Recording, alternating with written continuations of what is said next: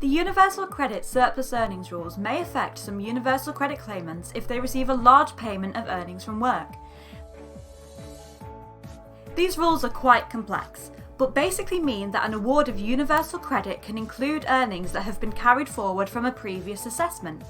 This will only happen where a claimant's earnings are so high that their Universal Credit award was reduced to nil.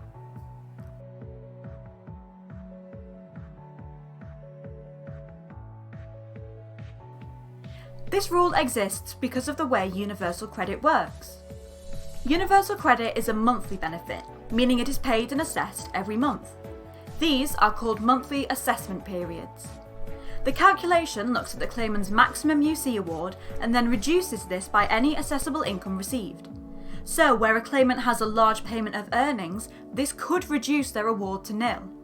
This is when the surplus earnings rules could come into effect. It is the claimant's earnings actually received during the assessment period that the DWP will use to calculate their award, regardless of the period it covers.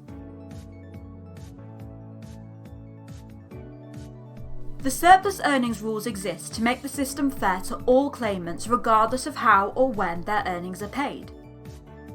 These rules make sure that those claimants who receive large payments from work once or twice a year, such as a bonus or dividend, don't receive more Universal Credit than someone with the same annual income who gets paid the same amount of earnings every month. Let's take Paul. He gets paid the same amount of earnings every month and gets some Universal Credit to top this up.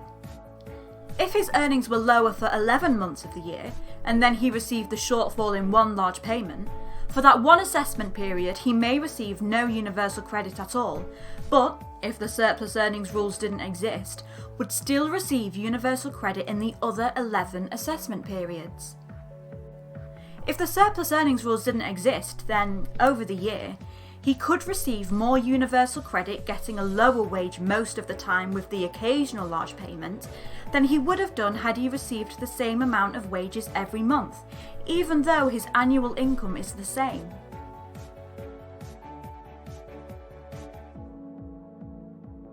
The surplus earnings rules kick in when the claimant's earned income in a particular assessment period has hit a certain level, which is actually quite high. Surplus earnings arise when the claimant's earnings are £2,500 more than the level at which they would take the claimant off Universal Credit.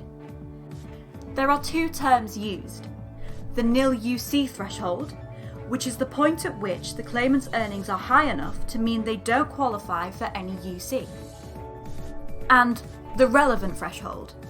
This is the nil UC threshold plus £2,500. Only when a claimant's UC has been reduced to nil and their earnings are higher than their relevant threshold will the surplus earnings rules take effect.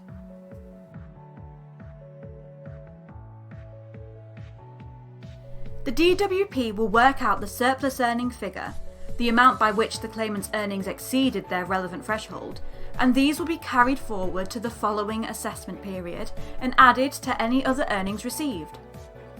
If this award is also reduced to nil and there are some surplus earnings, these will be carried forward to the next and so on for a maximum of 5 assessment periods.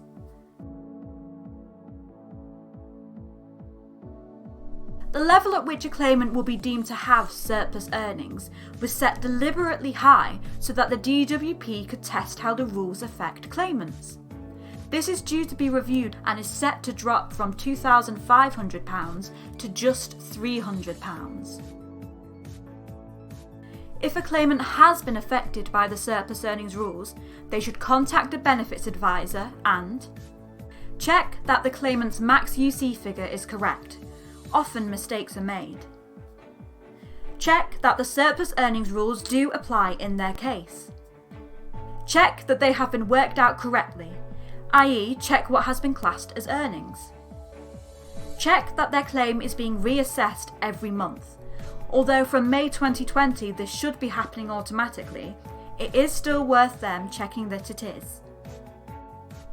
Further information and other videos are available on this website.